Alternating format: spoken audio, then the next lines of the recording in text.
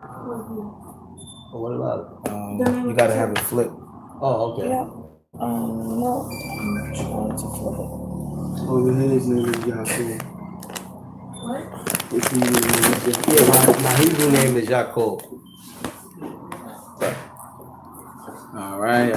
Shabbat shalom. Shabbat shalom. All right. I pray that the words and everything that come out today don't be my own words, but actually be the words of the Most High.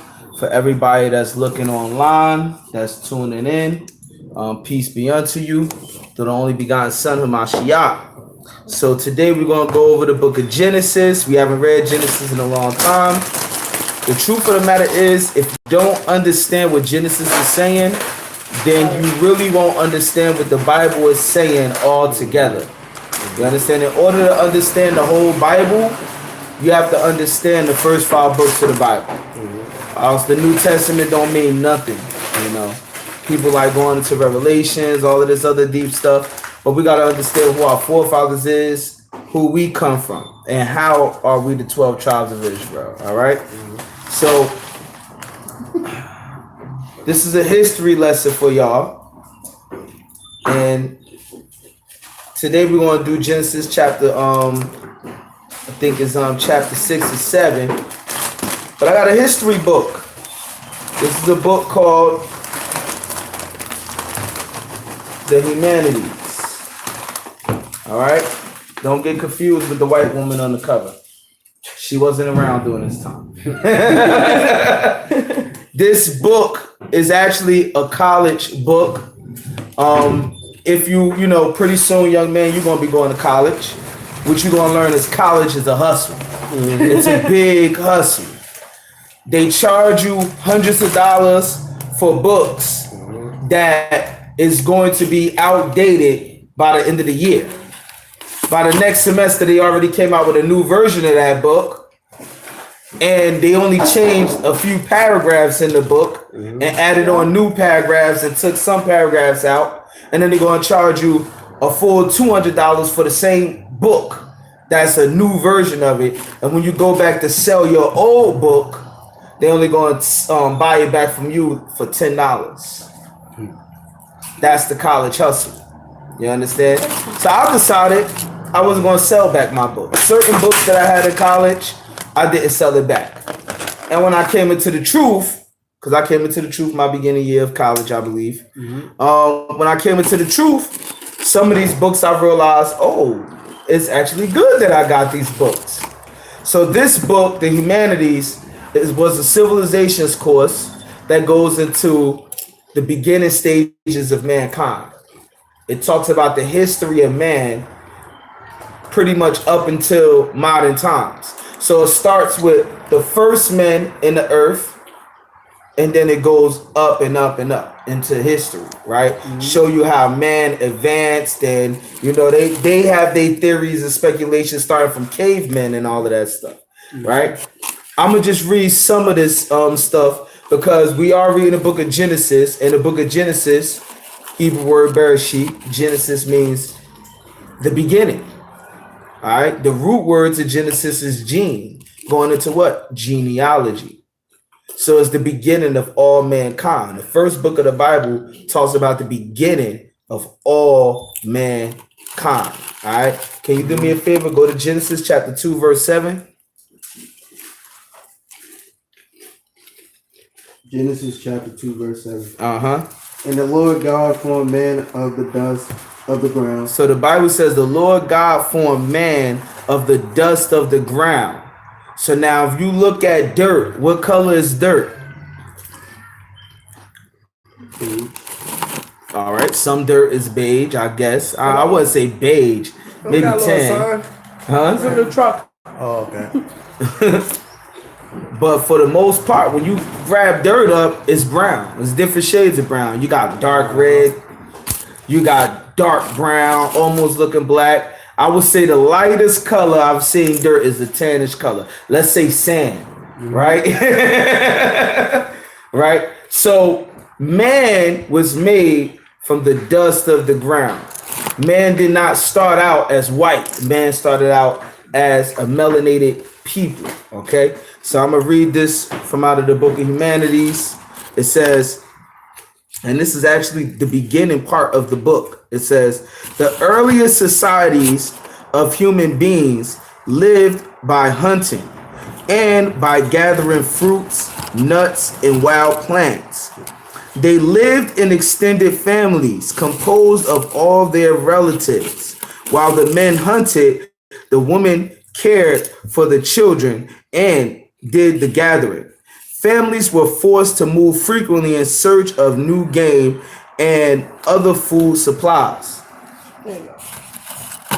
These are the different ranges There's even more ranges than that, though. of the dust of the ground. All right. You can pass it around if people want to look at it. I'm going to continue reading. The domestic, so it started out talking about how man, because you know they got their theories about cavemen and all that stuff. They say man started out hunting, gathering fruits and plants and stuff like that. Somebody go to Genesis chapter 1, verse 29. And I'll read that. Genesis chapter 1, verse 29. And God said, behold, I have given you every herb bearing seed, which is upon the face of the earth. So the Most High, when he created man, the Most High told man, he gave us the herbs bearing seed. He told us what we had to eat. Man didn't have to walk around thousands of years trying to find out what to eat. The Most High God, the God of Israel, already told us what we could eat. All right, read on. And every tree in the which is the fruit of the tree yielding seed.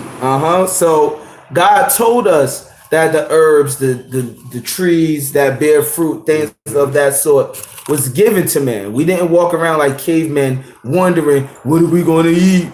I feel a pain in my stomach. What does this mean? Does it mean I'm hungry? You know, we didn't do that. We already knew. Man actually had thought. We knew, like, okay, we could eat that because they have seed in it. This is what the Lord said we could eat. Go to Genesis chapter 4. And start from 16. Genesis chapter 4, verse 16.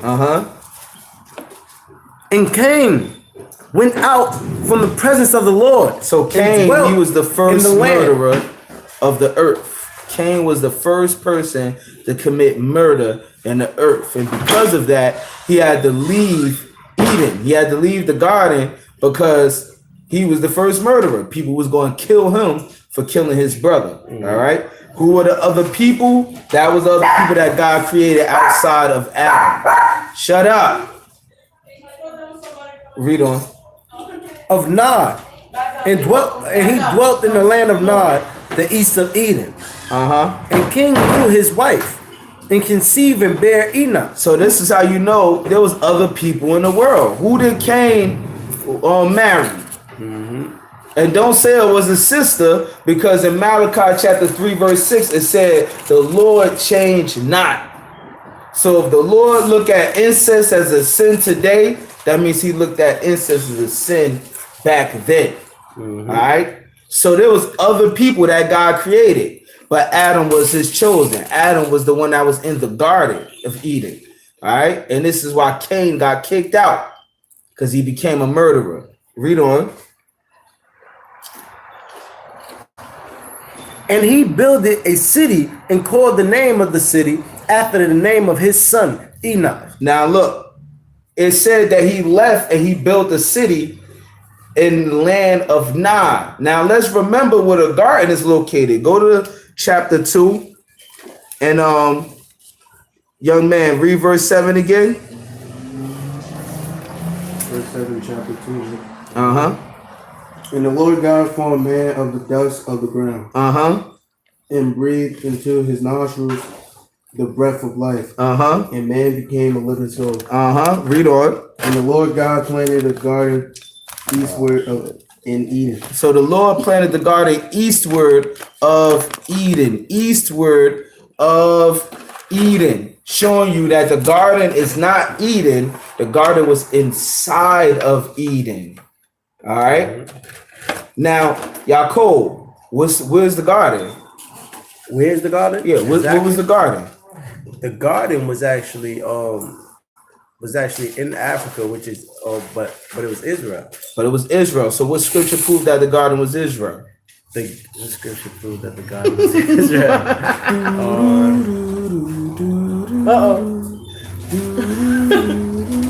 Yeah.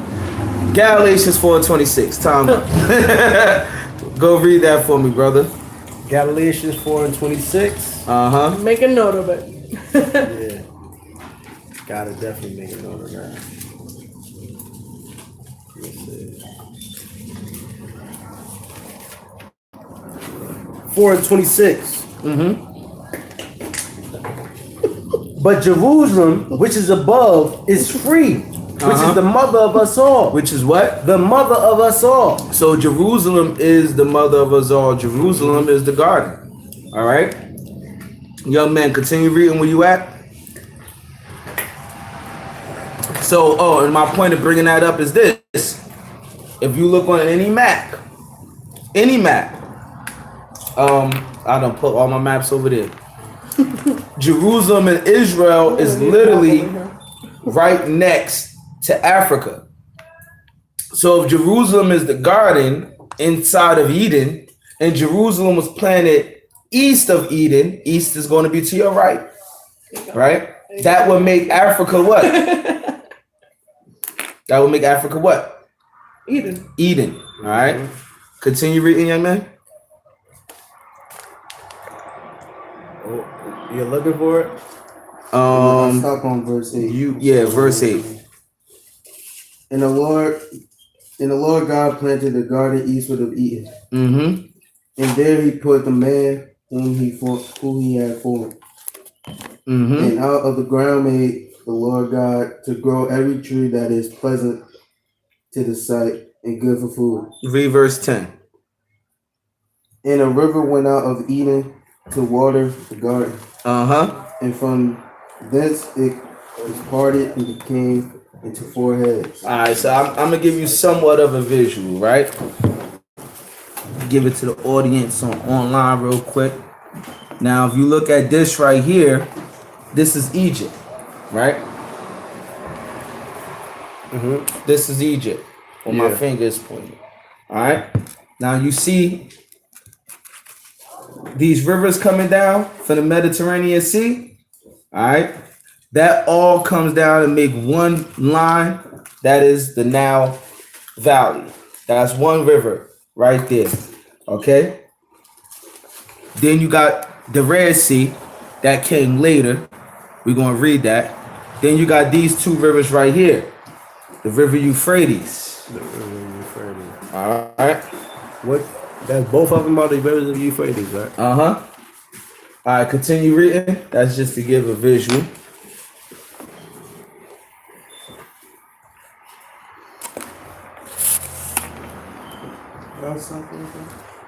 You was in verse 10. And a river went out of Eden to water the garden. And from thence it was parted and became into 4 heads. Uh-huh. The name of the first is Pison. Uh-huh. That is it which compasseth the whole land of Bela. Uh-huh. There is gold. Now, Havilah is located in Africa.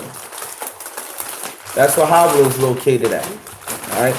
In all honesty, when I planned on doing this class, I didn't think anybody was covered. Yeah. So I was about to go a little bit deep on you. Yeah. But let's talk about Havilah. Go to Genesis chapter 25, verse 18.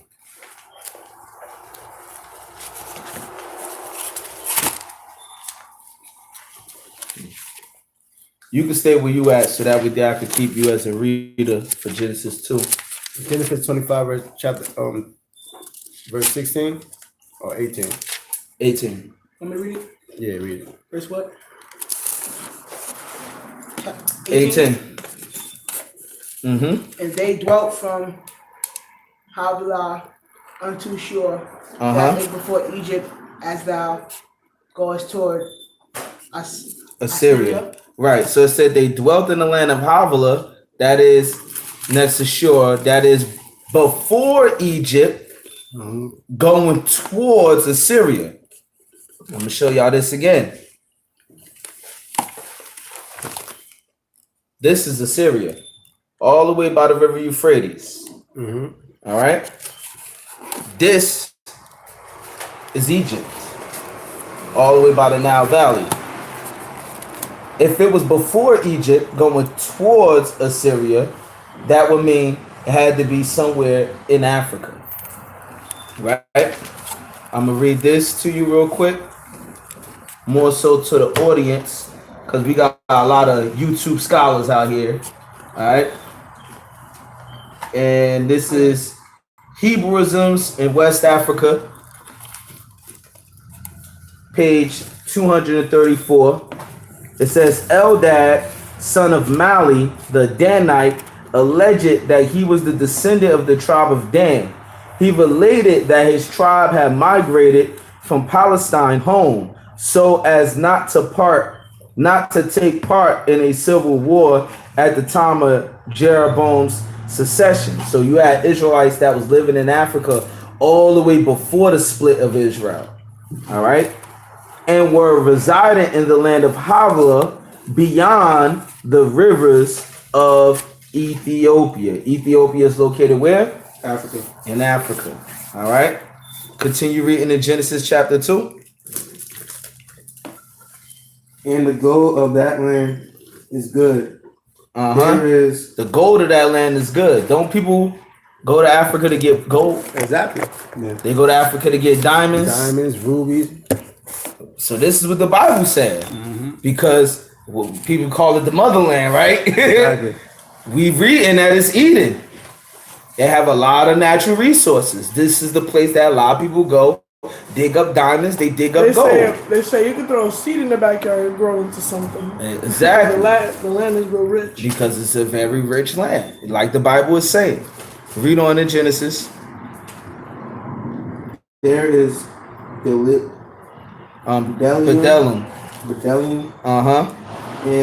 the onyx stone. And the name of the second river is Gihon. So we're not going to go into all of the rivers and all of the locations.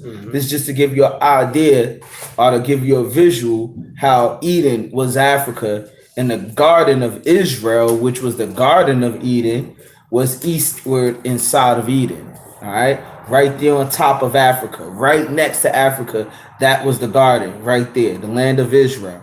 Go back to Genesis chapter 4. Let's see what the beginning people, the people outside of the garden, let's see what they was doing. The people that would have been somewhere in the Middle East. Read verse 18. Because Cain built the city. He named the city after his son, Enoch, right? All right, let's see what happened then. Chapter 4, verse 17. And unto Enoch was born Arad, and Arad begot Mahajael, and Mahajael begot Methasael, and Methasael begot Lamech. And Lamech, that was his name. All right. A lot of people like Lamech. You're about to find out why. Read on. And Lamech took unto him 2 wives. So he was the first one to start taking more than one woman. He said, I want this woman and that woman. Right? Read on. The name of the one was Ada. And the name of the other was Zala. And Ada bare Jabal. He was the father of such as dwell in tents, and of such as have cattle. So now this is showing you how man began to start building houses for people to live in. They started making tents, making good tents, and this particular family was good at it. So guess where everybody was going to get to make their tent? It was going to them. hey man, it'll be raining sometime, or maybe it wasn't raining yet, but still, the wind blowing that night, it's cold. Could you make me one of those tents? Well, what you got for me then? I'll make you a tent. What you got for me? He probably did it the first couple times. As everybody kept on coming, hold up. Right? I'm making money out of this now. All right, read on. And his brother name was Jubal, and his father of such as handled the harp and organ. And then he had another son. Lamech had another son that started doing music. They started making instruments, like, oh wow, if you beat on this thing, this is a drum. And if you take this string and you pluck it a few times, this can make like a nice little sound. In fact, some of the first instruments created looked like this. This is the first harp or guitar. Well, the ones that they were able to string get instruments. Back. All right. And it says a reconstruction of a boat-shaped harp from the Royal Cemetery at Ur from 2600 to 2350 BC, reproduced by courtesy of trustees of the British Museum. So this is people that lived during the time of the flood of Noah. Well, after the flood of Noah, right after that, they was making instruments like this because they remembered their forefather, Jubal, who began to make instruments, make music. All right, read on. And Zala, she also bare Tubal-Cain, an instructor of every artificial in brass and iron. Right. So Tubal, he began to create artificial of brass and iron. He learned how to melt stones down, turn it into metal, turn it into iron. He started making tools, farming tools and weapons and stuff like that. How important was that in the beginning stages of the earth? How important was that? Y'all see a nice little gazelle running and you hungry. You're like, dang, I wish I could eat that meat. You know what I'm saying? And then Tubal, he's making him a nice little knife and arrows and stuff like that. And he, people like, oh, wow, how you do that? Could you make one of those for me? Right? Read on. And the sister of Tubal-Cain was Nama. And Lamech. You can stop right there. You can stop right there. So that's to show you that in the beginning stages of the earth, man was not walking around dumb like they always try to put, like, oh, we were cavemen. The greatest invention was the invention of fire. You know what I'm saying?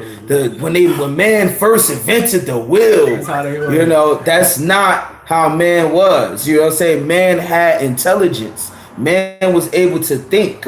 You understand? And the Bible show you how man progressed on throughout time. They started making things like tents and huts and instruments, and they found out how to make metal and brass and stuff like that. And then this is how man started to prosper, right? So we're going to continue reading in this book right here. The domestication of animals, first dogs, then sheep, cows, and goats, appears to have begun in the foothills of Mesopotamia about 9,000 BC. Mesopotamia is the same area that we reading about in the Bible. That's the Middle East area right next to Africa.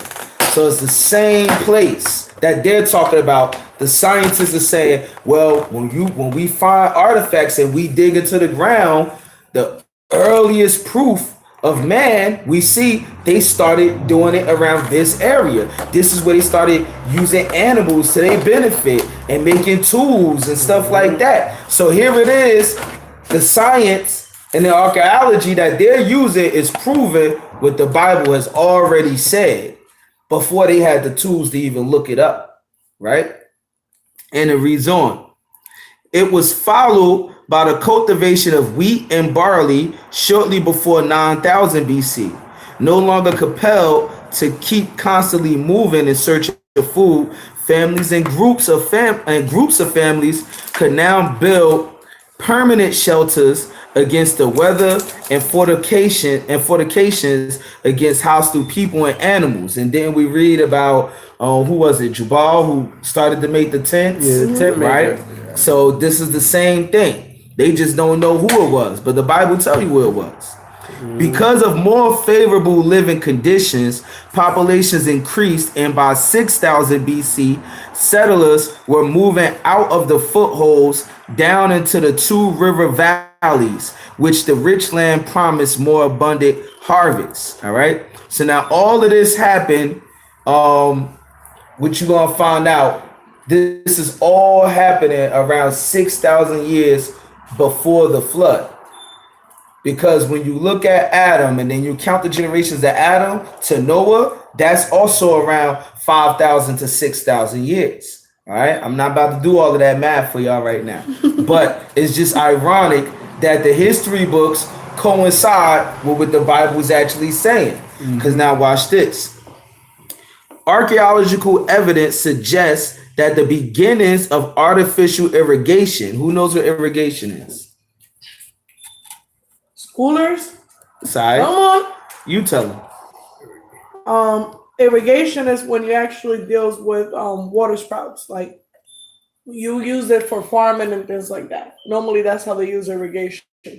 So they use it in farms, like large farms. They'll come and they'll be like put in water. They also used to have techniques, even ancient techniques, in desert areas where you put a clay jar under the ground and you use it to pour the water so that way the plants have like their own little reservation of water, and they grow their roots around the pot. That way they always have water. So irrigation deals with agriculture. Right. Irrigation is also when people dig underground tunnels that leads into a river, and then the water from that river flows into the tunnel and then goes down into your city. So now y'all all got water. Now you don't gotta go. Now you don't gotta walk all the way to the river so you can take a bath or drink some water or wash clothes, because you have built a little tunnel or a path for the water to flow from the river to come into your city, and now y'all got water. That's aqueducts, actually. Yeah, that is aqueduct, but it's still irrigation though, right? So archaeological evidence suggests that the beginnings of artificial irrigation came around 3400 BC. Coincidence with the appearance of the first city. So the Bible says this happened when people began to know how to do all of these different methods that my wife was just telling y'all about, that I was just telling y'all about. That's when cities began to be built. But now they're going to name the cities, that the first cities ever that mankind ever had. This is the first cities they're going to name. Coincidence with the appearance of the first cities on the southern banks of Euphrates. Among the first was Uruk, called Erech in the biblical Old Testament, controlled by the Sumerians, a people whose origins remain unknown. So they said Uruk was one of the first cities created. Now this is Uruk over here by the river Euphrates. And that's where people be like, that's where they get the Samaritan, like being the first. The Samaritans were the first culture to actually advance in the world. But they said they don't know who the Samaritans was, which they just lied, because they said, oh, the name Uruk, like Uruk in the Old Testament. But guess what? The same way the Bible tell you about that city, it tell you who started that city too. Yaakov, go to Genesis chapter 10, verse 10.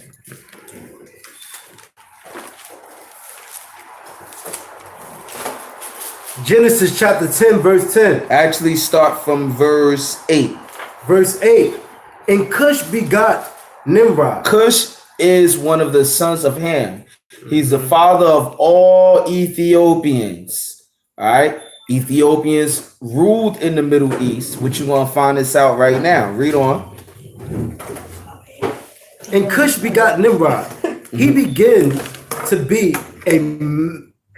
a mighty one in the earth. Nimrod was very mighty in the earth. The first man after the flood of Noah that began to be mighty and rule was an African man named Nimrod. Read on. He was a mighty hunter before the Lord. And how important is it during this time to be a mighty hunter? All right. You need to hunt to survive in this time period. Read on.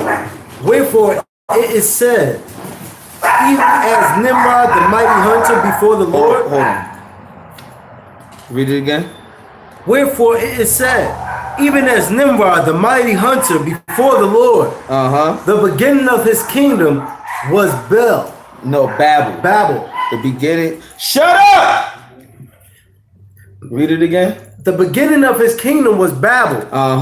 And Erech. And what? Erech. And what else? And a cave. In Chaldea. In the land of Shinar. So Shinar. You got Akkad, Erech, Chaldea, the land of Shinar. Now, I want you to name or read the name of the lands right there by the river Euphrates. You tell me what lands you see. I got them underlined.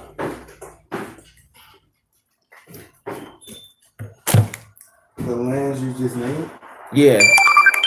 Akkad, Babylon, Sumer, Abed, Erech, and all of those lands, not all of them, but the majority of those lands he just read was lands that was just started here after the flood.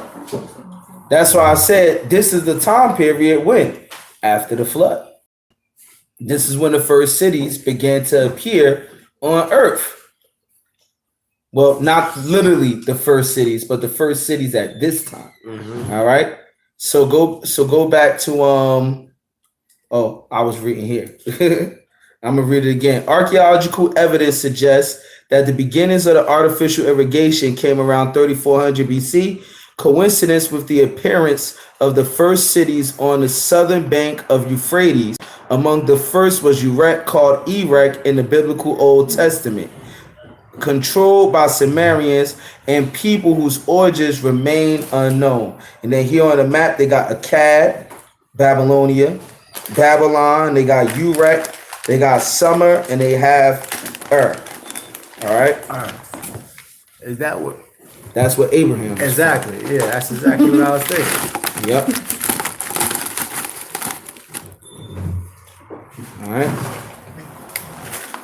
Over there. I'm gonna read a little bit more.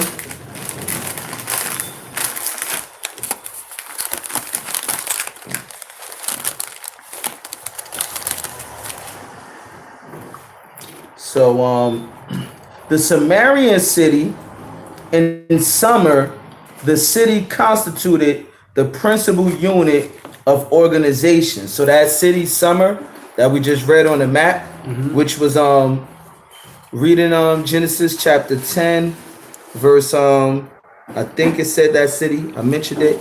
Shinar? No, not Shinar. Sumer. It didn't mention Sumer? No, in chapter 10, I don't see it. Read verse 11. Verse 11. Out of the land of Ashar, and Nineveh, the city of Rehoboth, and Cassia, and Resen between Nivea, Cassia, and the same is a great city. So this city was actually in the midst of all of that because Sumer is actually right by Babylon, right next to Akkad, next to Sumer, right next to Erech. Exodus 22 and 21. Don't worry about it. I don't need the scripture. Okay. I'll continue reading. This city was very important for the civilization during that time because everybody was going to this city. Everybody was meeting up here. All right. This is where people was meeting up, and things that you might have and I didn't have, and things I have that you might not have. We was all trading with one another. Yeah, trading. You understand? They always this is what creates and starts cities, right? In the first centuries of the city life, political control appears to have rested in the hands of an assembly as it had previously in the village communities. So you had people that they began to control this city. Who was the one controlling the city? The Bible tell you, Nimrod. That was an African warrior. He was the one controlling the city. His people was ruling that city.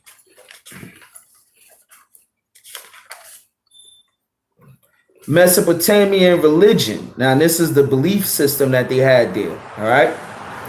It is somewhat difficult to generalize about the religion of the Mesopotamians since they had numerous gods and goddesses whose names and attributes shifted according to the Scythian era. However, the Sumerian concept of creation seems to have been as follows. The pre-medieval sea, which may have existed internally, begat the cosmic mountain consisting of heaven and earth united. So they had this thing, they had this idea that earth and heaven was like bound together.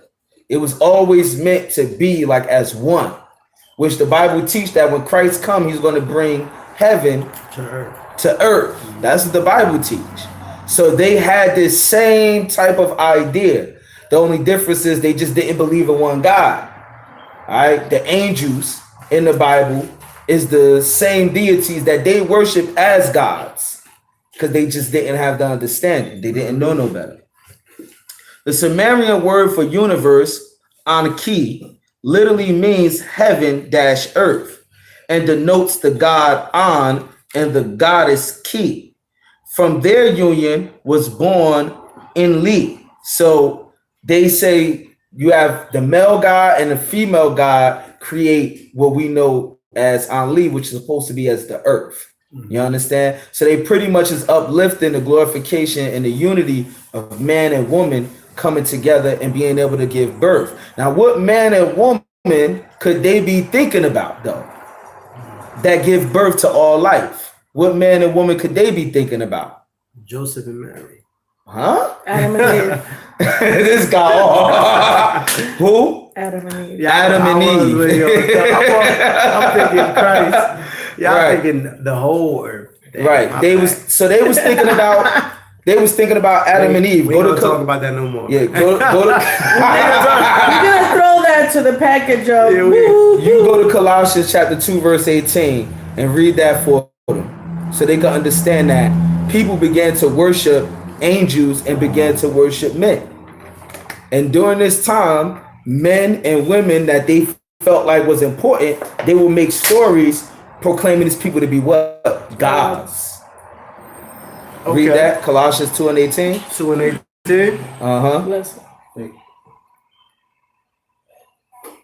Okay. Verse 18. Let no man beguile you of your reward. I mean, it don't deceive you. Read on. In a voluntary humility, and worshiping of angels, intruding into those things which he have not seen, vainly puffed up by his fleshly mind. So it said, don't let nobody trick you into worshiping angels and things that people say that they sing. Like, you know how preachers say, I had a vision, I had a dream, and all of that stuff. Say, don't believe stuff like that because people be lying.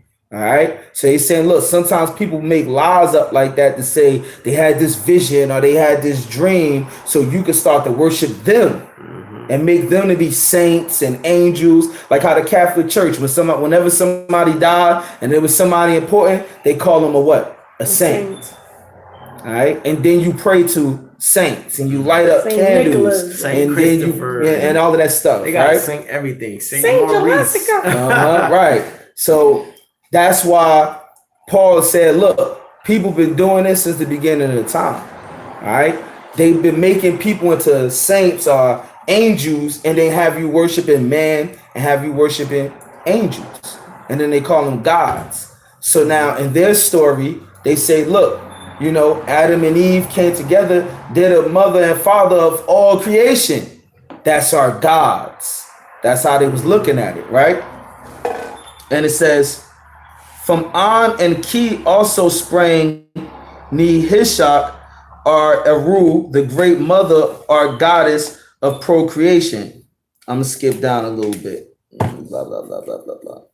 The Mesopotamians' idea of an afterlife was quite different from that of other religious traditions, although they believed in an underworld where something of a person survived after death. This was a place neither of punishment nor of reward. So they didn't believe in like you die, you go to heaven, or you go to hell. They believed it was all one place. So they didn't believe like, oh yeah, so if you're a good person, you go to heaven. If you're a bad person, you go to hell. Right? And let's see what the Bible say about that. Go to Job chapter 4. Actually, Job chapter 3.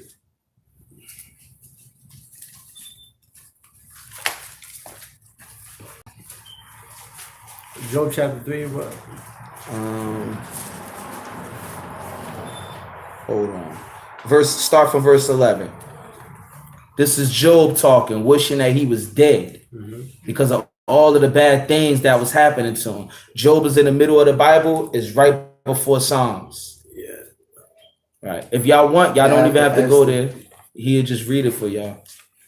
Job chapter 3, verse 11. Why died I not from the womb? So he wished he was dead. He wished that he never was born. He said, why didn't I just die the moment I was born? Right? Read on.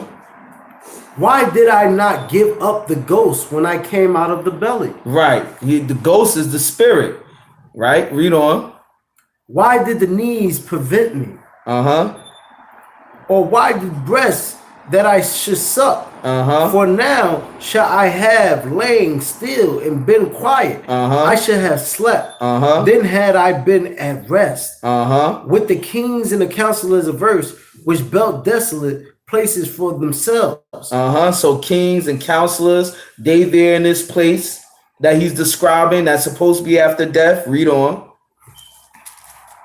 Or princes that had gold.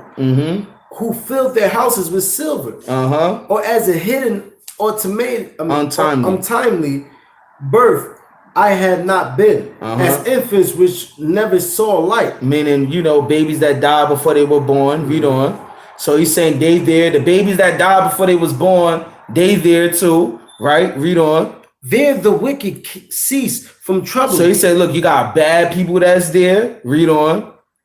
And there the weary be at rest. And the people that been hurt and went through things, they're there. Read on. There the prisoners rest together. They hear not the voices of the oppressor. The small and the great are there, and the servant is free from his master. Right. So in other words, everybody goes to the same place. This is what Job was saying. Everybody goes to the same place when they die. All right. And so the whole idea of heaven and hell don't even make sense when you really think about it, because then why would there have to be a resurrection? If God send you to hell for being a bad person, why is he going to resurrect you to send you back to hell? Yeah, and exactly what he's saying is that definitely there is a resting spot. You feel me? Everybody rests when they die. You feel me? When you wake up from that rest, it is judgment. You feel what I'm saying? Then there is the lake of fire, or what we heard of as heaven. You know what I'm saying? Exactly. I'm going to read on in this book. It says, this was a place neither of punishment nor of reward, but so it seems in the epic of Gilgamesh, a dark, dusty cave where the crowded shades of the dead bumped into each other like bats, meaning they was just like brain dead. They just there like, and just bump into each other. Like, they don't know what's going on. It's like they just sleep. They just there sleepwalking. That's pretty much what's happening. Those dead remembered and cared for by loved ones still on earth fared better than those who were forgotten. And in their philosophy, the more somebody remember you after death, the more life you have there in this place, I guess, kind of, right? But death brought with it no promise of a better life.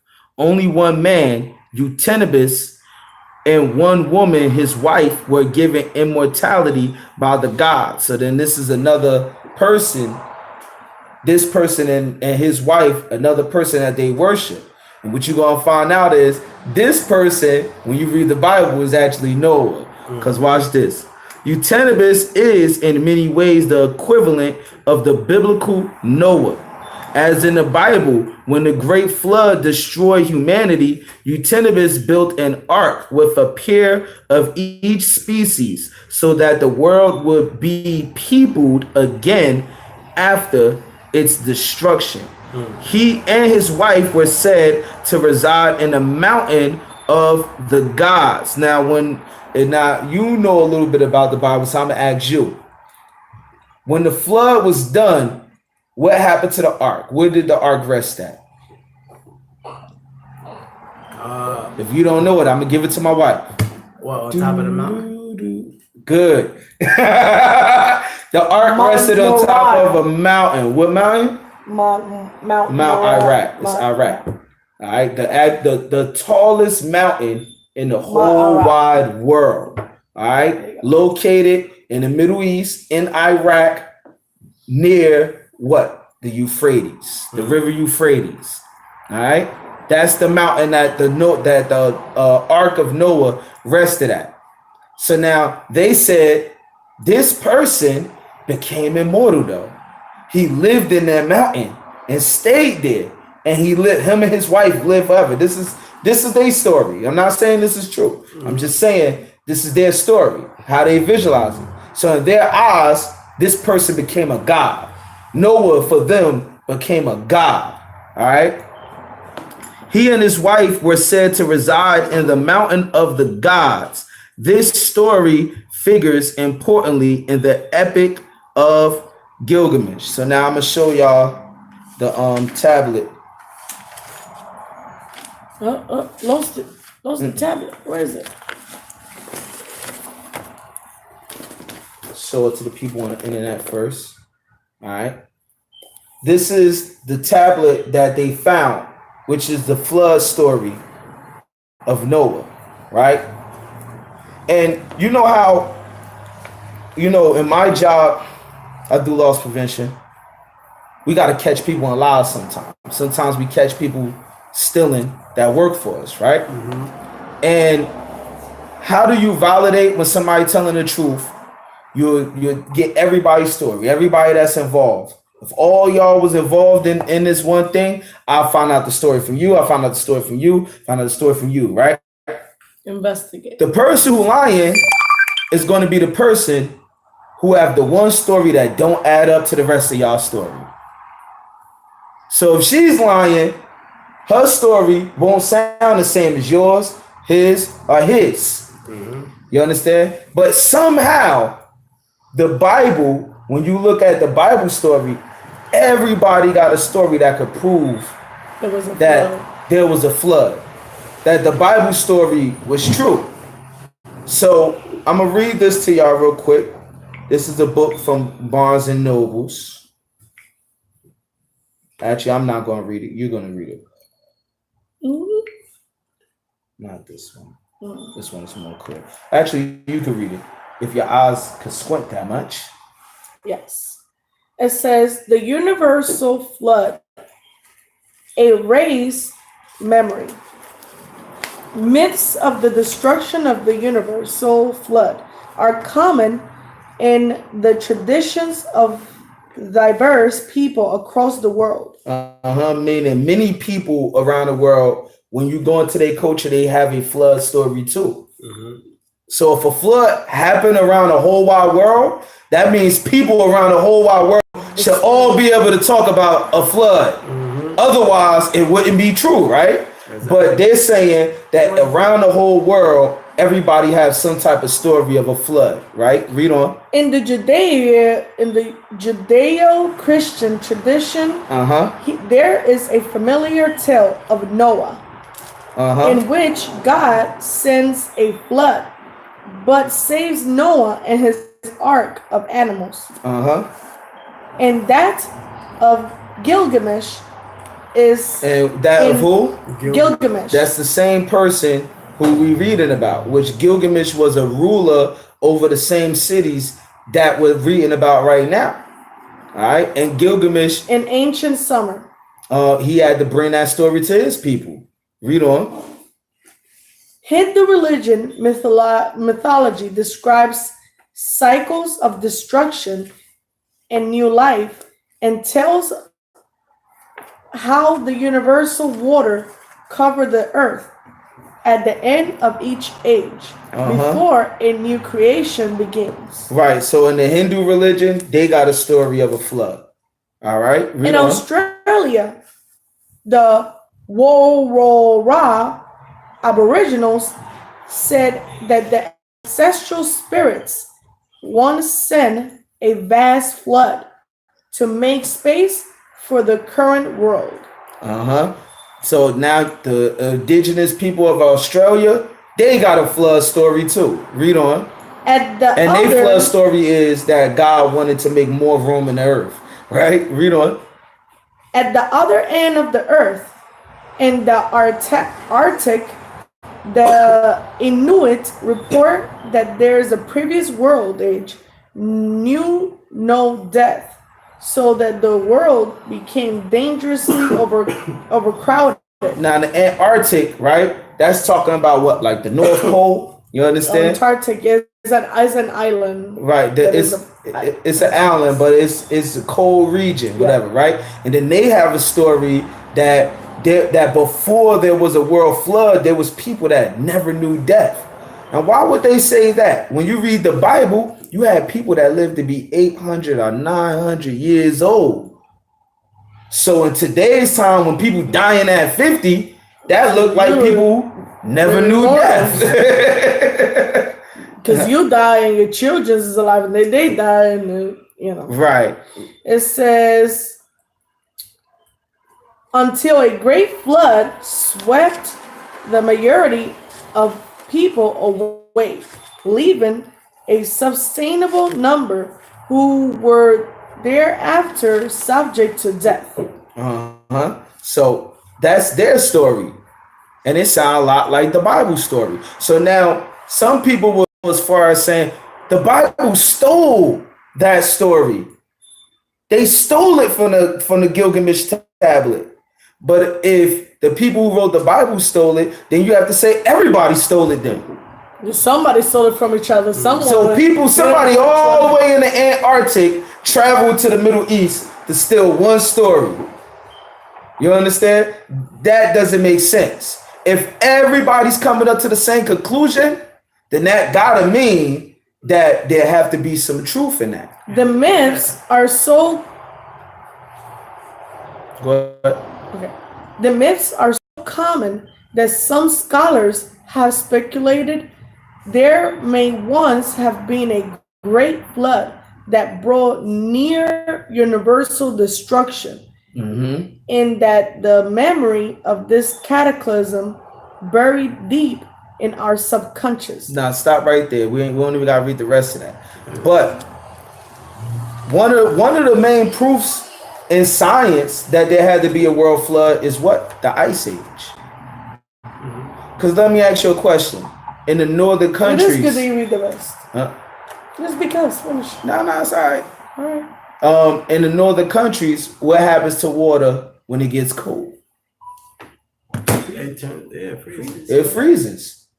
You understand? So now imagine a world flood and water going up into Russia and past Russia near the North Pole. What would happen to that water in the North Pole? It's gonna freeze. It'll freeze. You understand?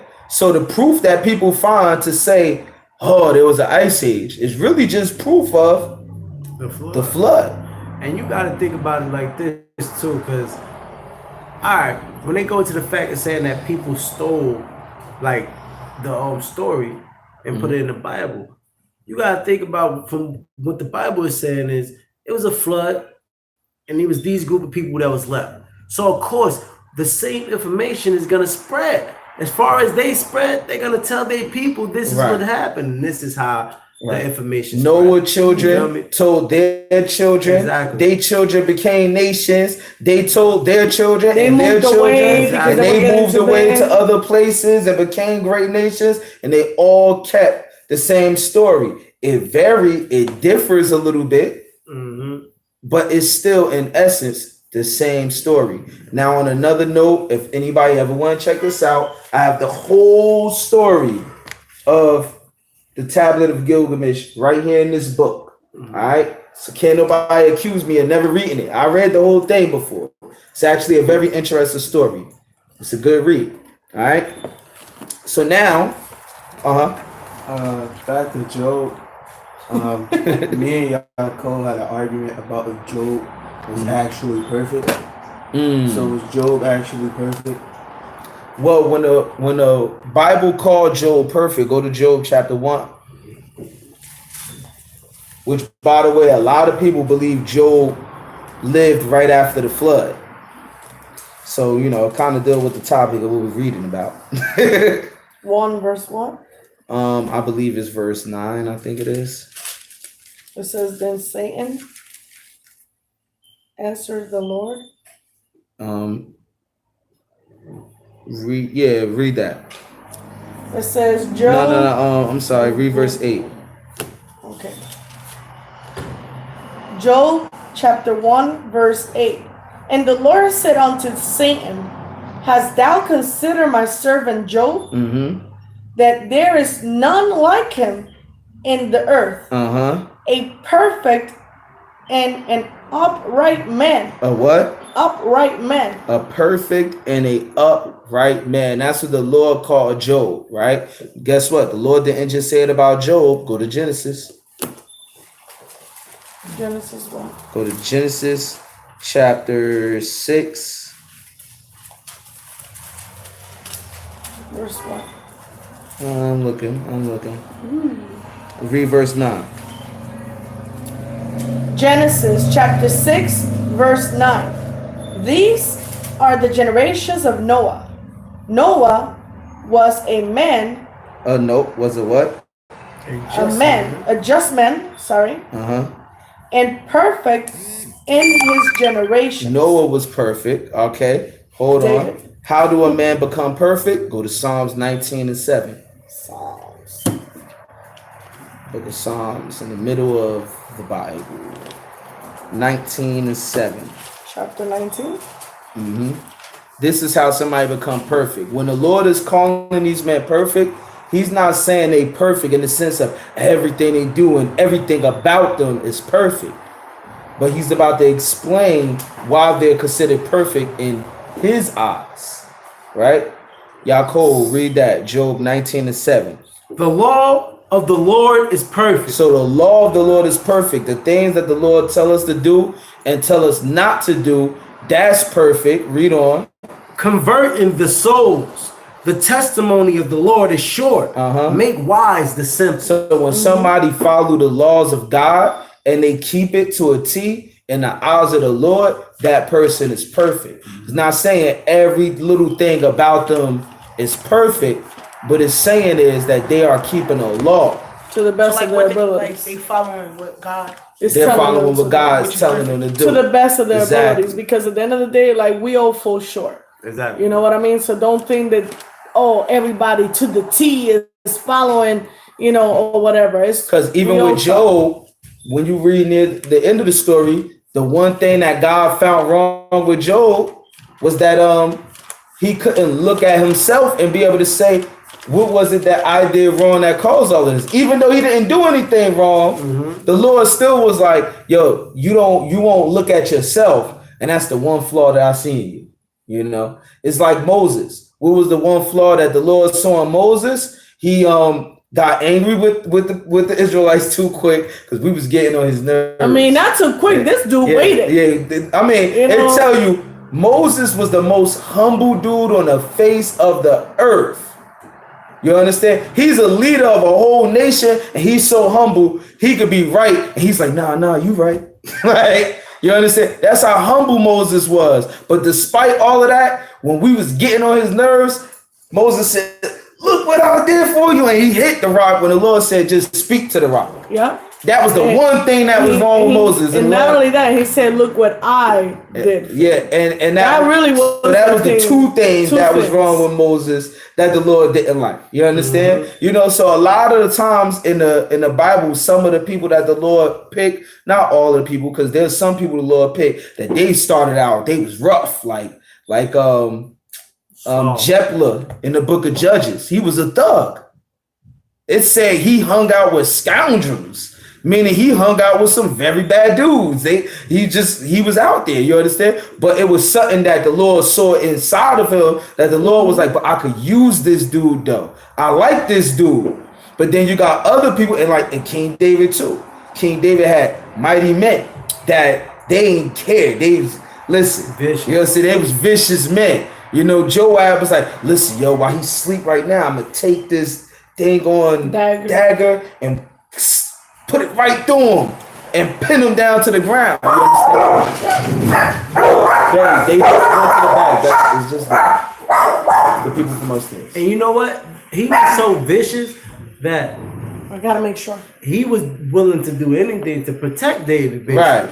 You feel me? So anyway, even go against David himself. Yeah. When his son was trying to go against the father didn't want him killed. Right. You feel what I'm saying? But still, despite all of that, and David was wicked, you know what I'm saying? Because David committed adultery, you know what I'm saying? David had a man murdered and all of that. But even though David did all of that, there was still something good inside of David that the Lord said, and you want to know what it was? The Lord said, this is a man after my own heart, though. The Lord. Touching the door, that's why. Hey!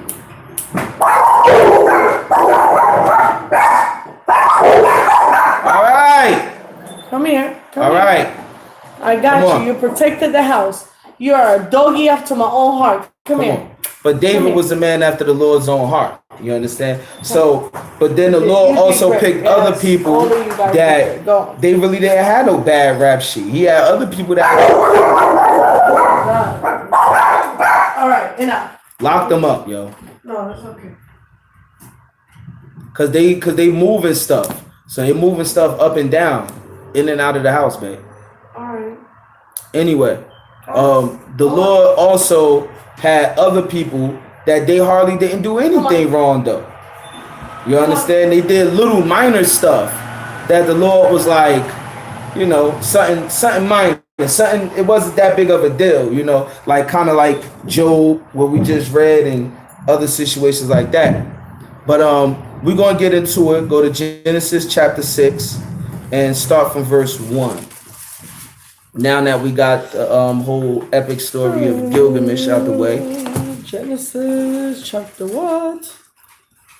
Chapter 6. And the reason why I read stuff like this, like Gilgamesh and things like that, is because so many people try to use this to disprove the Bible though. And it proved the Bible so much though. Like, and I've read the story and I was like, dang, this link up with this link up with that. So, you know, maybe one day I might do a public reading of it for the people to know what it actually says so they can stop speculating, you know. Yaakov read Genesis chapter 6 verse 1. And it came to pass when men began to multiply on the face of earth, and the daughters were born unto them. The sons of God saw the daughters of men that they were fair, and they took them wives of all which they chose. So some people think when it says the sons of God, that this is talking about angels. Chapter 15, verse 39. Some people think that when they say the sons of God, this is talking about angels. But this ain't talking about angels. This is a theory that the Christian church and some of our own people, our early forefathers that wrote certain books, you know what I'm saying, to duplicate books like the book of Jasher and Jubilee and things like that. These are things that they believed in, and they wanted to put that story in there. But the Bible don't call the sons of God angels. All right? Read that in 1 Corinthians 15, verse 39. Y'all can stay in Genesis. Yeah. Okay. 1 Corinthians chapter 15, verse 39. All flesh is not the same. But there is one kind of flesh of men, another flesh of beasts. So all flesh is not the same. Like evolution can't be true. One species can't evolve into another species. All right. Fish don't evolve into insects, and insects don't evolve into mice, and mice evolve into apes, and apes to man. That is impossible because God said all flesh is not the same flesh. All right. You can't get a monkey heart and put it into your body and it works, even though a pig heart probably would. You understand? Seriously. But but that's not how it works. We have different type of flesh. Read on. Another flesh of fish and another of bird. There are also celestial bodies and terrestrial bodies. So you got heavenly bodies and you got physical bodies. The angels, their bodies are different than ours. All right. Angels can't have sex with our women and then have children. That's impossible. Well, anything's possible with God. You understand? But that's not how God created or made it. The Bible is saying God made their bodies different than our bodies. All right. Read on. But the glory of the celestial is one, and the glory of the terrestrial is another. What verse you at? 40. Read on. There is one glory of the sun, and another glory of the moon, and another glory of the stars. You can stop right there. But that's just to show you that star is different from angels can't have sex with women and produce children. You know what I'm saying? And the way that we know that, because based off of this scripture, with all flesh being different, right? Can a dog have a baby with a rat? Can a kangaroo have a baby? A cat and a rabbit will have babies, but they're infertile. They're what? They cannot reproduce. Right, but most of the time, you have creatures that is within the same species, like felines. Other felines could probably impregnate other felines. You know what I'm saying? Like a lion and a tiger. They probably, they could produce a liger, but a liger can't never reproduce after that because they're too far apart in nature. You understand? So within the same species, it can happen, but a whole separate species from another, it won't happen. All right, it just won't happen. So go to Luke chapter 3, verse 38. Everybody else stay in Genesis. Just Yaakov do it. Luke chapter 3, verse 38. All right, to show you who the sons of God was. Which was the sons of Enos. Which was the sons of Seth. Which was the sons of Adam. Which were the sons of who? Adam. Read on. Which was the son of God. What was Adam called? The son of God. Adam was called the son of God. So what was his people called? Sons of God. The sons of God. All right. Go back to Genesis. Hey, somebody give me some of that fruit punch. That's easy. The bottom. Okay. Which was the sons of God. Oh, thank you, man. Yaakov, read Genesis chapter 6, verse 2. And the sons of God saw the daughters of men, that they were fair, and that they took them wives of which they chose. And so God didn't want race mixing. And the reason why God didn't want race mixing is, well, I'm not going to say this is the reason, but how can you have diversity in the earth if everybody mixed together and everybody looked the same? It would be impossible to have diversity then. Yeah. Because everybody will look the same if everybody mixed with one another. So God created different races for his purpose. Whatever his purpose may be, God created it. And God didn't want the sons of Adam dealing with the other people. because they was going to fall away from their ways. Read on. And the Lord said, my spirit shall not always strive with man, for that he also is flesh. Yet his days shall be 120 years. Right. So now God said, listen, I'm not going to let man live to be almost 1,000 years, no more. The longest man is going to live is in the 120s. That's it. You'll never see nobody live past that. If they do, it's purely on the grace of God. My grandmother died at 121. My other grandmother died at 98. All right. I'm praying that I live to be 91. Read on. There were giants in the earth. There was in what? Those days. Giants in the earth. Now, did it say the giants came from angels sleeping with man, with woman? Did it say the angels, because the sons of God slept with the women, that the giants came? It didn't say that. No. It just said that the sons of God wanted to mess with the daughters of man, and then it said there was giants in the earth. It didn't say the giants came from that.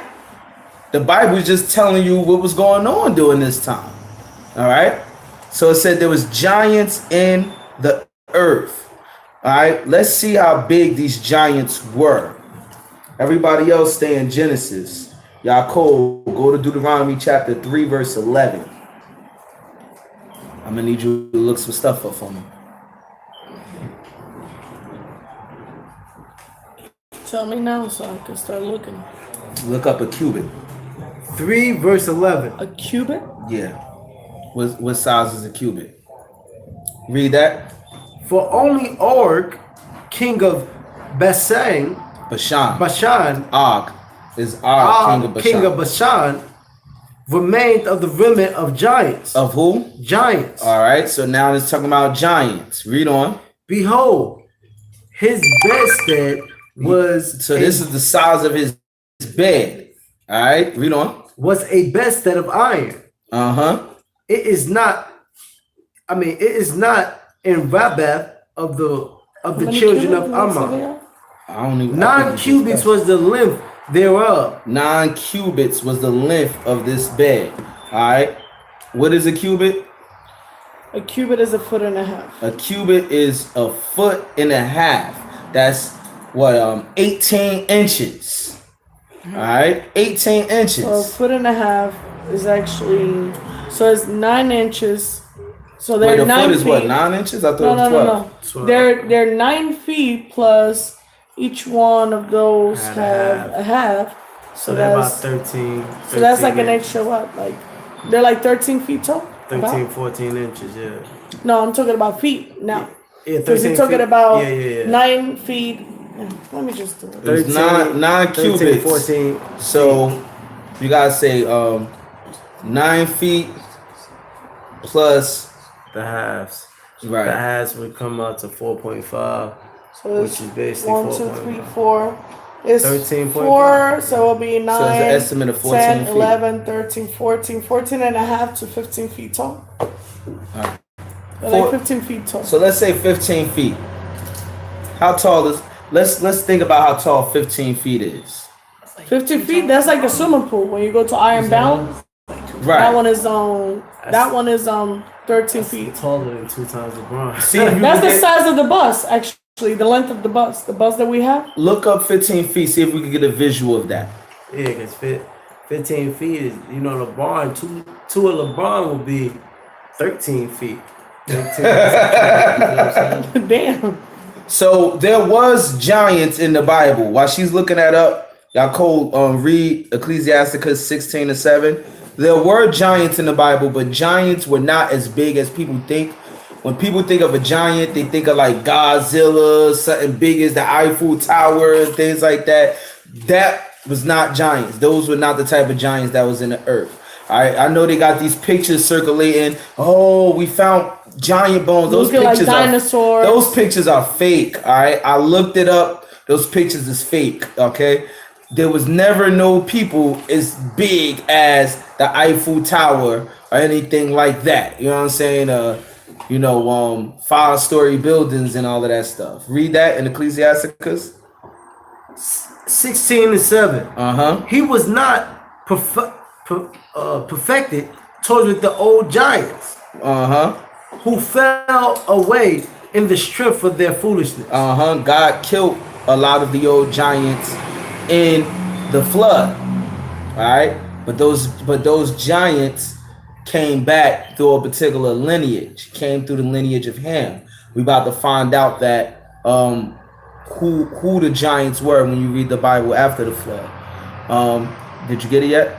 Looking in it. You still looking? Go to Joshua chapter 15 verse 8. Giants were not born through angels having sex with women, but there were a particular people, a group of people that in their DNA, in their genes, they always produced very tall people.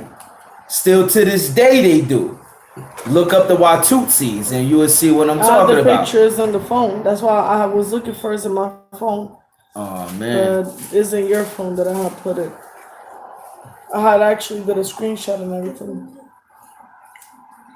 Read Joshua 15:8. Joshua 15:8. And the border went up by the valley of the son of Hinnom, unto the south side of Jebusite. How you say it? Jebusites. Jebusites are Canaanites. Those are Africans. All right, read on. And the same is Jerusalem.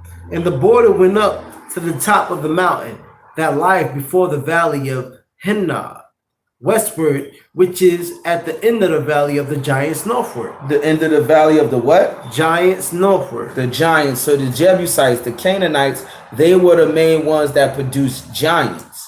All right. So this is like an image about an estimated height. So it will be the height of a pole, pretty much. So like a street light. The height of a street light was because the image of that cartoon is saying that he's about 8 feet tall. The height is like 16 feet. So that's about the height. It will be the height. So it would be like the height of a giant, which would make sense. A short pole. Right, which would make sense. Read Numbers chapter 13 verse 33. Numbers chapter 13 verse 33. Yeah, Numbers is right before Deuteronomy.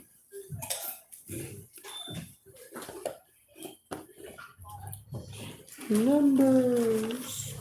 Verse 33. And there we saw the giants and the sons of Anak, which come of the giants we were in our own sight as grasshoppers.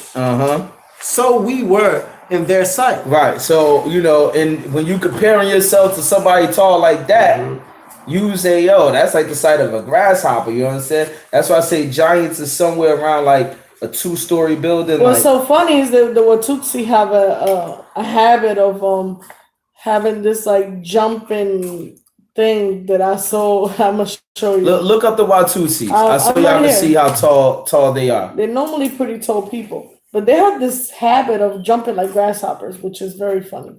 Right. But they were saying that we looked like grasshoppers compared to them. All right, bam. This is a Watutsi. In today's time, still tall as hell. All right, and the other Watutsis right next to him they short compared to him, but you see how tall they are. He's jumping. Oh wow. Okay, cool. I was about to say, I was like, what the heck? No, there's another one of him. Actually, they tall as hell.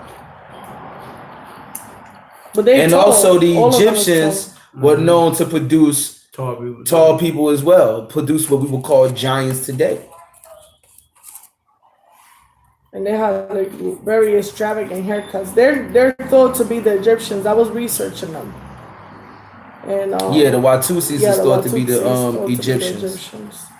Actually, not thought to be. They are. And the Sudanese people, they were pushed out of the land when the Arabs came and conquered Egypt. But let's keep reading while she's looking that up. Read Genesis chapter 6, verse 4.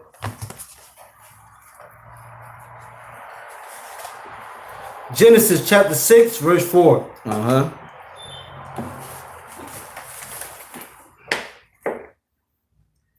There were giants in the earth in those days. And also after that, where the Son of God came unto the daughters of men. I just thought about it too.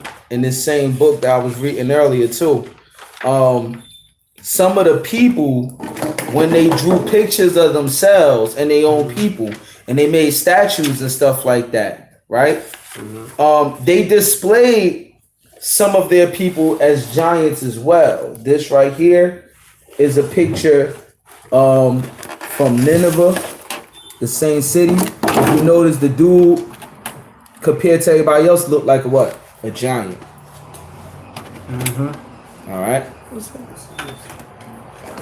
Oh yeah, the one in the top. All right. So the Bible is not the only one that make this claim. You know what I'm saying? All people from ancient civilizations make similar claims. You know.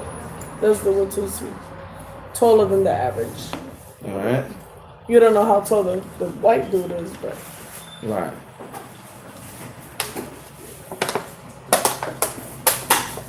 All right. In comparison to the white dude, who we don't know how tall he is, he could be like average height or a little bit taller.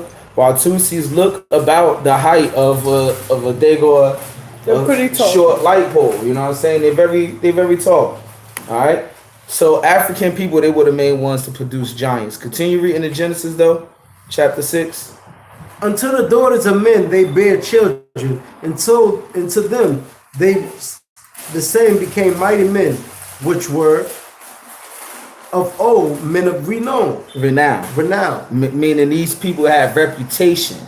All right, they have reputation. And I'm gonna read this from the picture that I just showed y'all from the book.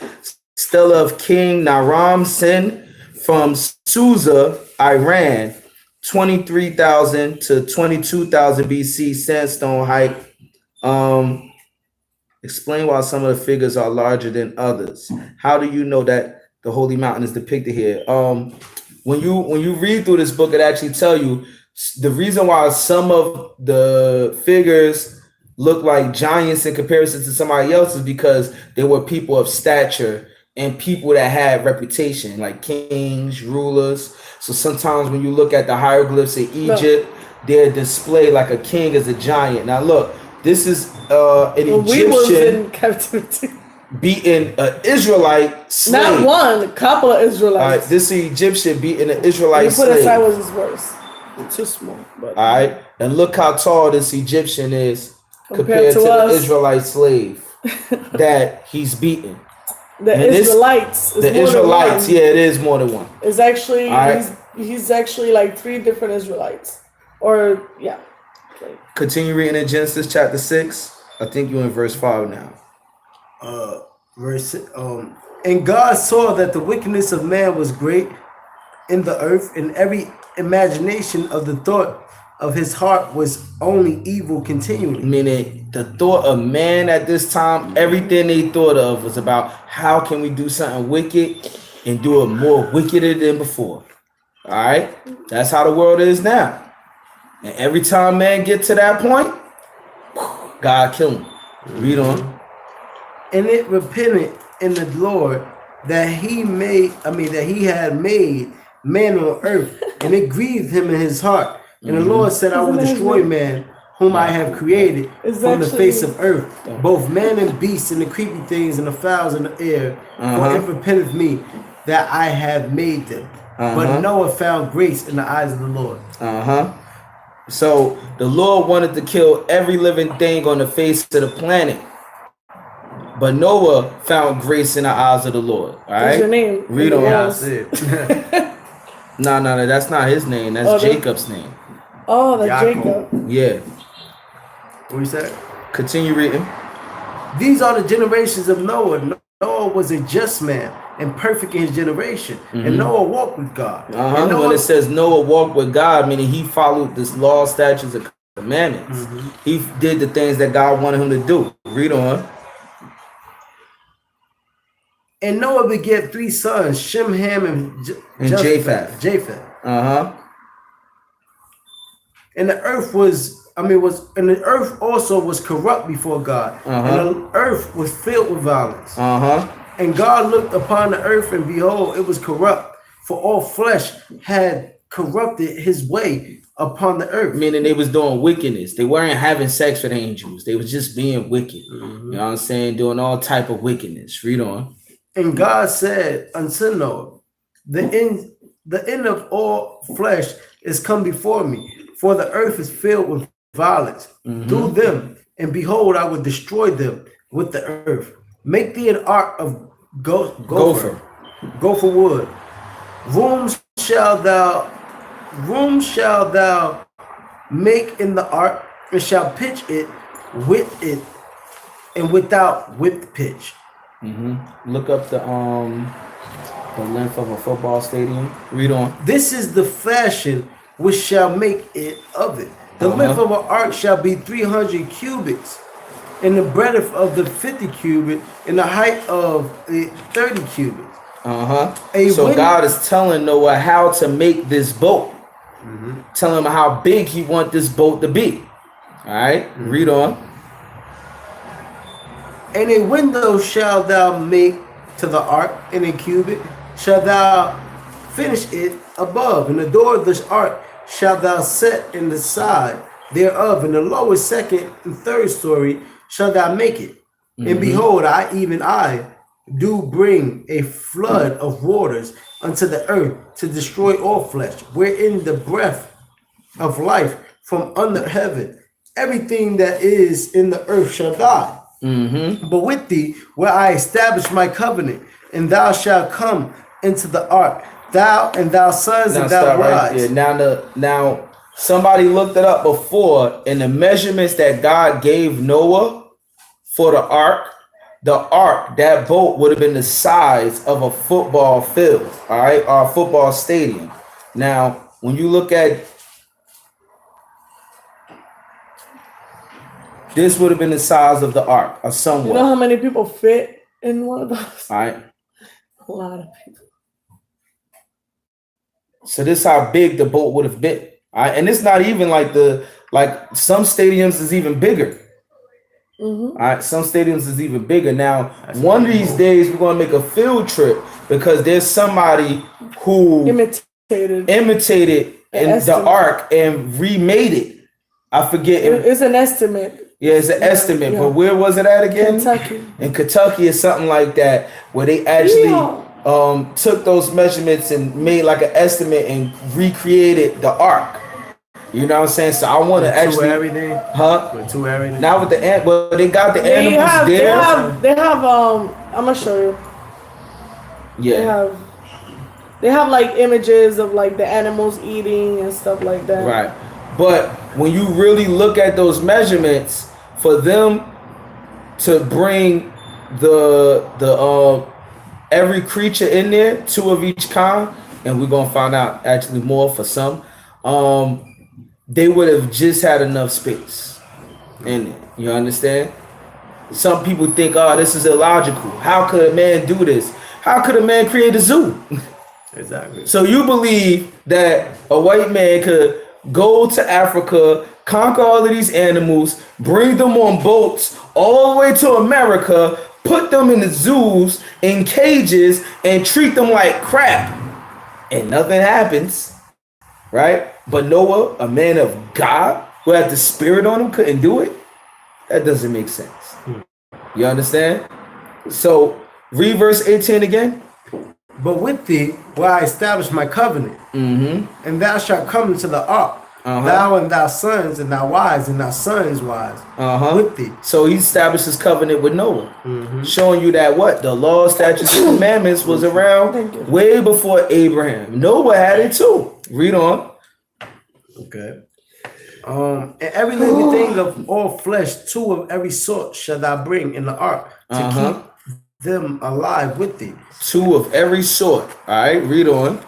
They shall be male and female. And of fowls every after their kind, and cattle after their kind, and every creepy thing of the earth after his kind. 2 of every sort shall thou come unto thee, and keep them alive. And take thou unto thee of all food that is eaten, and thou shalt gather it to thee, and it shall be for food for thee, and for them.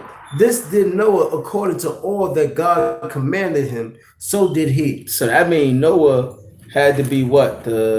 What do you call that? Somebody, he was a zookeeper. Noah was a veterinarian. A veterinarian. Mm-hmm. All of that in one. All right. Read chapter 7. Let's keep going. Chapter 7. And the Lord said unto Noah, come thou and all thy house. Oh wow. Yeah, this is the remake of it right here. The estimated remake. Right. It's an estimate, but still estimate is good. All right. And that looked like somewhere close to the size of a stadium. All right. You could pass it around. So that's somebody remaking it today. You know what I'm saying? And it took Noah 100 years to do it though. Mm-hmm. All right. Makes sense. Yeah. Read on. Years. Genesis chapter 7, verse 1. That's like the Titanic. Yep. And he was one man. And the Lord said unto Noah, come thou and all thy house into the ark. Mm-hmm. For thee have I seen righteous before me in this generation. Every clean beast thou shalt take to thee by the seventh. So every clean beast. Mm-hmm. What's a clean beast? According to the laws. Chicken. Oh, chicken. There you go. Clean beans according to the law is what you can eat, what you're allowed to eat. Right.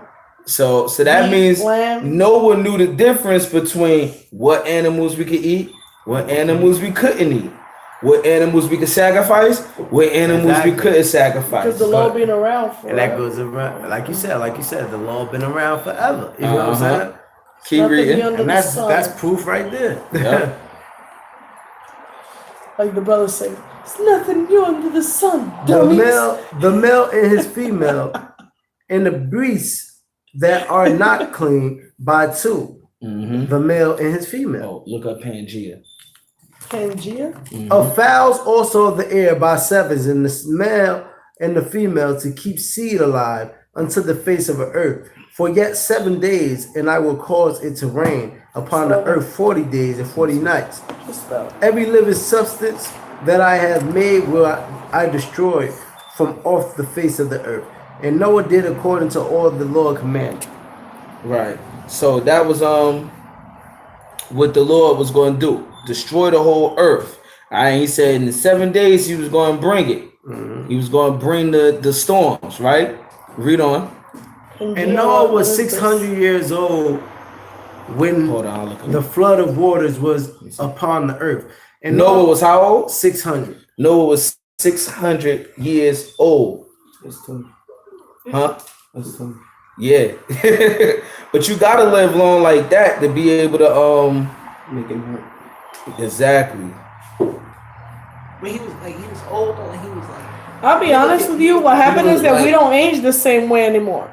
You know, like for example, like you see some like old people that when you meet them, you be like, oh, like you think that they're like 50. They're like, nah, I'm 80 years old or whatever. You know, so imagine the same thing, but just back in the day. Like you gotta keep in mind, like I don't know if you ever like in school they tell you like that's why you have to drink multivitamins and things like that, because the earth don't give out the same way anymore. So back in the day, you used to eat like how they say eat a rainbow. I don't know if you ever heard about that, like eat a rainbow. It deals with health and nutrition. They tell you the more colors you have in your meals, the more different vitamins, because different vitamins make different like compositions, different colors produce. And so all of the vegetables and the fruits was a lot more bigger, and they gave way more nutrition. It tell you in the book of Exodus that it took 2 young men to grab just one cluster of grapes. Mm-hmm. So you see how we got the grapes growing in the backyard, and it's like a little bunch like this. It don't mean that the grapes were super big. It means that the cluster itself was humongous. Meaning, like it's like saying, you know, when you go to the food court and they sell you like a cube of honey, you see them in the little buckets, like a little cube of honey. It's not the same carrying a little cube of honey, which is a smaller cluster pretty much of honey. They're saying going to a beehive, the beehives can be as big as this whole wall over here, a whole beehive. So that's what happened back in the day when the grapevines was stronger. One cluster, which is one pouch, will give so much grapes that you need 2 young men like yourselves to actually carry 1 cluster of grapes with all those grapes to take it home. That's how the earth was producing back Yeah. then. Continue reading in Genesis chapter 7. Sad, man. Yo, maybe next week we could do that trip to the zoo. Oh, the over here? Yeah. 600 years old when the flood of waters was upon the earth, and Noah went in, and his sons and his wives and his sons' wives with him, into the ark, because the waters of the flood of clean beasts and of beasts that are not clean, and of fowls and of everything that creepeth upon the earth, there went into unto Noah into the ark, and the male and the female, as God has commanded Noah. Right. So for all of the regular animals, he had 2 of each kind. For the clean animals, he had 7 of each kind. All right. Read on. And it came to pass after 7 days that the water of the flood were upon the earth, and in 600 year of Noah's life, in the 2nd month, the 17th day of the month, the same day were all the fountains of the great deep broken up. Now read that part again. All the what? What? Were all the what? All the fountains of the great deep broken up. That's what I was trying to tell you to finish reading. The great deep. Let me read it. The great deep is talking about the ocean. All right, so can I read it now? Go ahead. It says, let me read it from this part. However, in all likelihood, the story arose because flooding, whether by rivers and lakes or by the sea breaking through. By the what? The sea breaking. The sea breaking, meaning the ground under the sea is breaking up. Read and on. Defensive walls was common in so many places. Flood waters brought death, but also fertility. In the mythological imagination of early people, so that they became associated with the end of eras and the concept of new creations. Right. So now you have a theory called Pangea. All right. And in this theory, people believe that at one point, hold on, I'm not finished showing. Yeah, I know. In this theory, people believe that at one point all of the continents was like you could put them together like as one puzzle. Like you ever look at the continents on the map and you be like, yo, you could just grab them and just go put them all together like one little puzzle. Well, the Bible tell you that when the flood happened, the deep of the ocean broke, like the underground from the ocean broke, split in what? The continents. Look, like that's Brazil, the end of Brazil and Africa. Right. This is Brazil and Africa, right? Yeah. So if you notice, like the curves, it's literally like you could put it right together. You could literally put it in there. Go to 2nd Ezra in Apocrypha, chapter 16, verse 12. Everybody else, y'all can stay where y'all at. Wow.